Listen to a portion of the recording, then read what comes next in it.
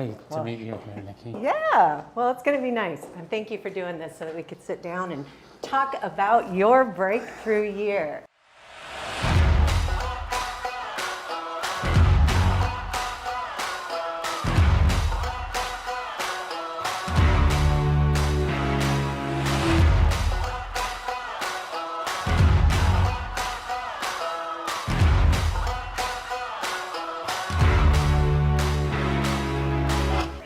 We are here today with Sudhir Sacco, who had his breakthrough year in 2020. Who would have thought that through a pandemic, he was able to reach the heights that he was able to reach?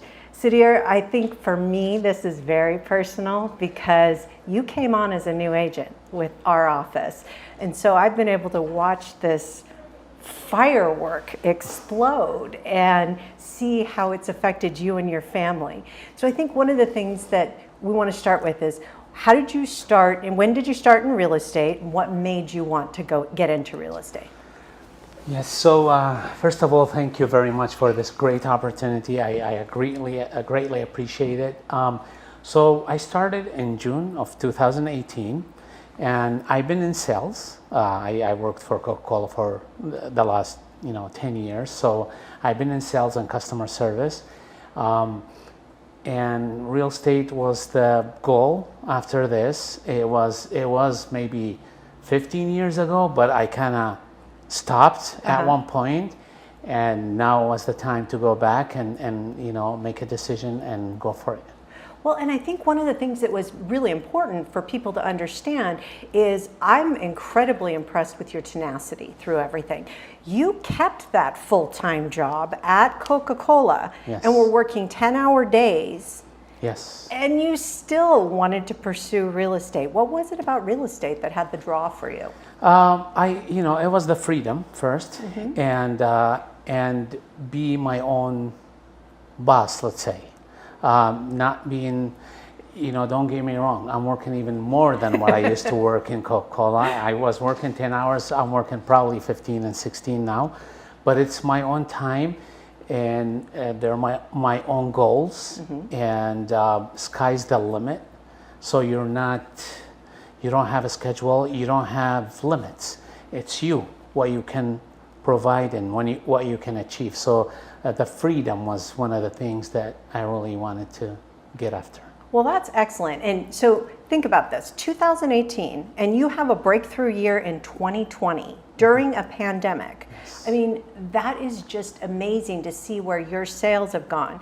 And now you get to do it with your family. Tell us a little bit about that, about your wife. So my wife was always with me, with everything, every step of our life, and even during working for the companies. I used to work for another company before this, and it was also sales. She's always behind me. She always backed my decisions.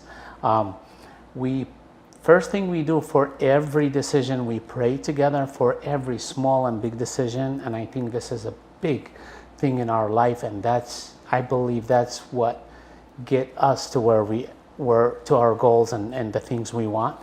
And when I decided on real estate, and she was excited, but then when I start studying, and with the amount of work and the stress, it was the time where she was saying, I think this is wrong, let's cancel this, I don't think we can do this. Right. But it was something inside that told me, no, we're not gonna give up, we're gonna continue. So. Well, and she helps you now with a lot of your marketing stuff, right? With all of my marketing. Oh, that's awesome. I mean, besides Century 21 and all the videos and all that, she handles my social media completely, and she does the flyers.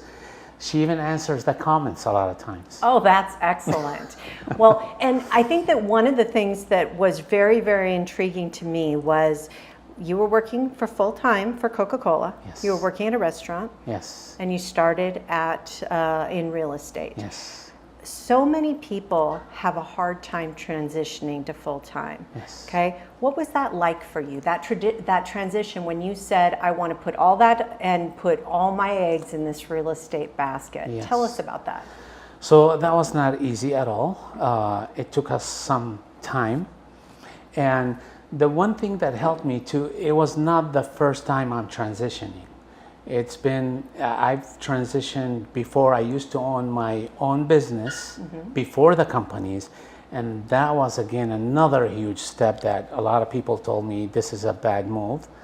But again, I followed what I wanted to do. I wanted the freedom. I wanted to be outside and to be dealing with people. So that was a big decision too.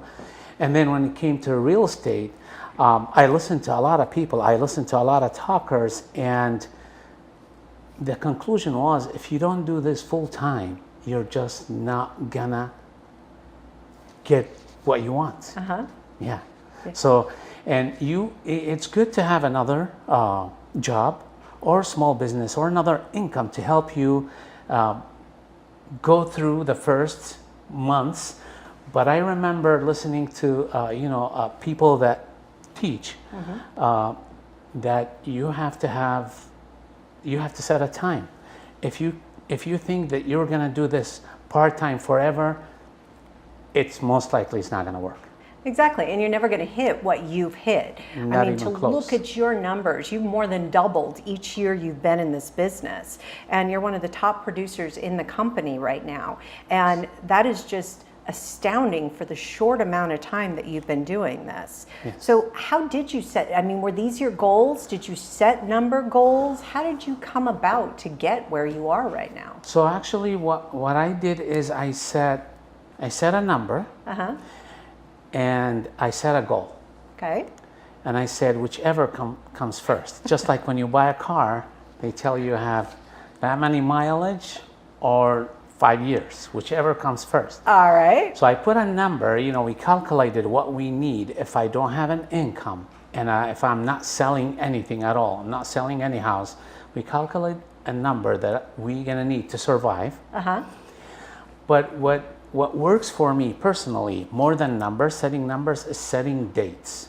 When I set a date, there's a clock inside that starts ticking right away. And I think that's what gets me on the action right away. So we set a date and I said, no matter what happens, by this date, we put it on the calendar, I'll be out of the company and doing real estate full time.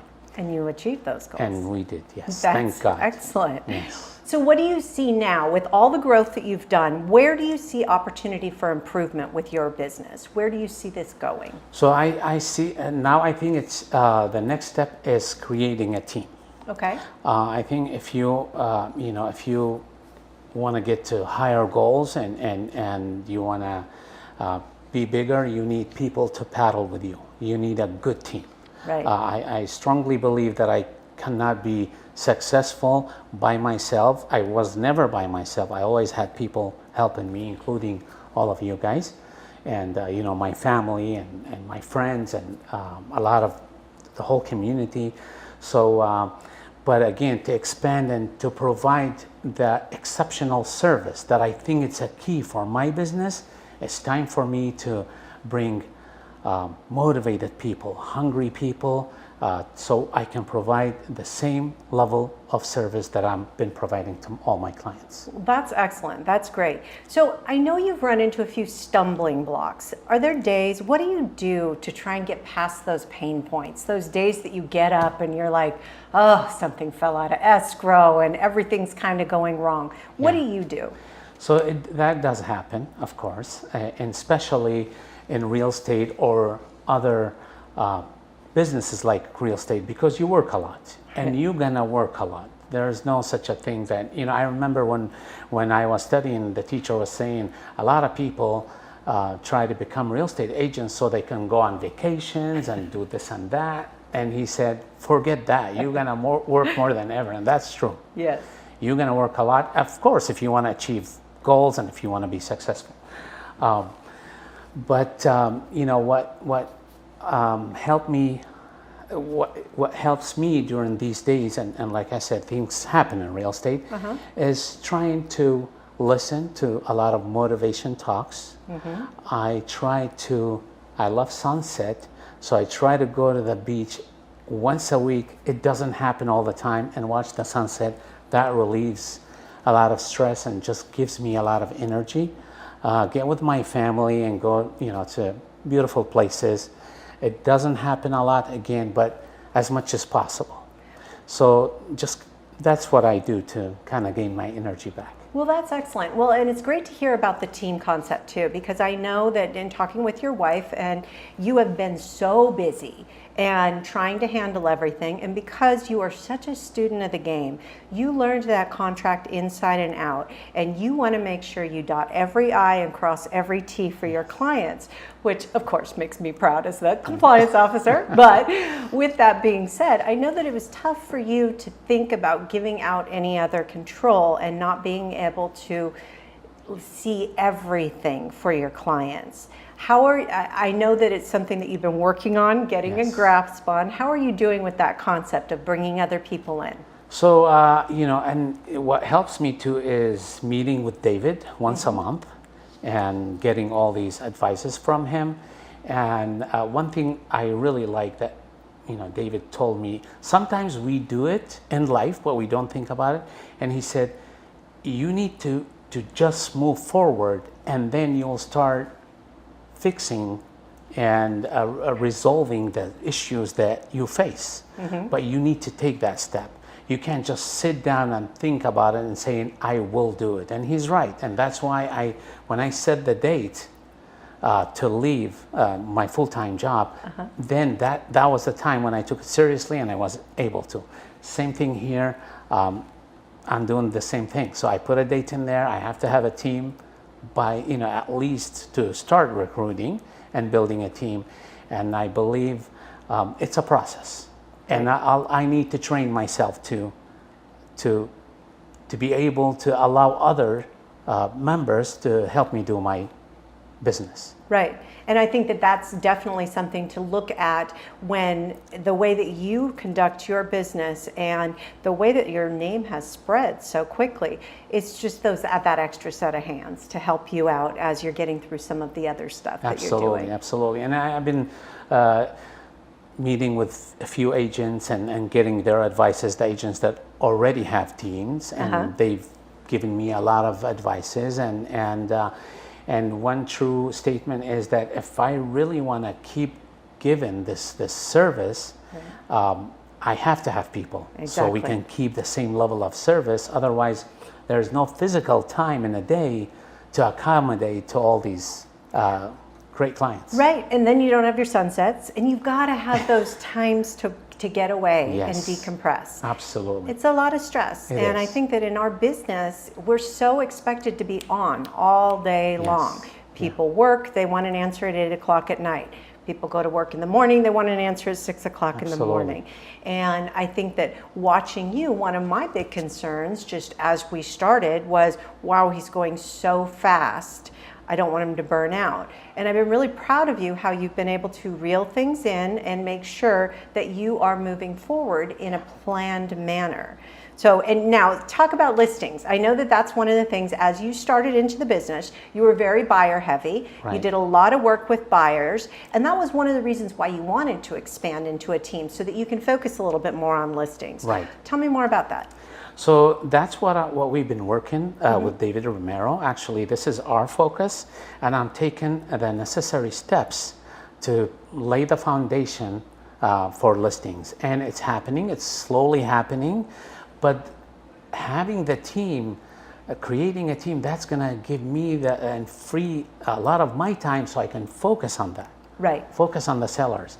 I already have my buyers that are sellers now. Very, that was fast. But of course, I want to expand more. I want to be able to try to help more sellers, achieve their goals. So a team and meeting with David and listening and learning and calling you and all that, I think, God willing, we'll get there. Yeah, you've just done an amazing job. So think back. So if you were talking to you and giving you advice when you first started, what would you tell you? You that's not sure if this is the right decision, when your wife said, maybe we shouldn't do this. Oh my God, I'm so glad we did not. I'm so glad we didn't make that decision. But sometimes I say, It was maybe 15 years ago when I wanted to do, and sometimes we sit and say, how come I did not do it back then? But I believe there's a time, there's the right time for everything, and there's a reason for everything. And I believe if I had done it back then, I might have not gotten the results that I have right now. Because again, working for these big companies, and especially Coca-Cola, their top thing is customer service and face-to-face. And so I think that prepared me really good to handle all the stress, to deal with clients and their needs, and be on top of everything. I think it was meant for me to take that journey and to come this time and you know, to go for real estate after this. I'm very thankful I did what I did. So I think it's important to point out this wasn't easy. This was scary for you, right? Of course, it was very scary, and uncertainty was there. But I always believed that anything in life, you have to take risk in anything.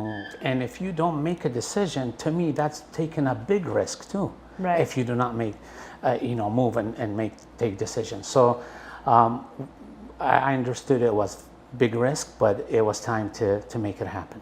And you've made it happen for your family, and I'm Thank just God, so yes. proud Thank of you what very you've much. done. I Thanks. can't wait to see how this progresses. I mean, in such a short time, you've done so much.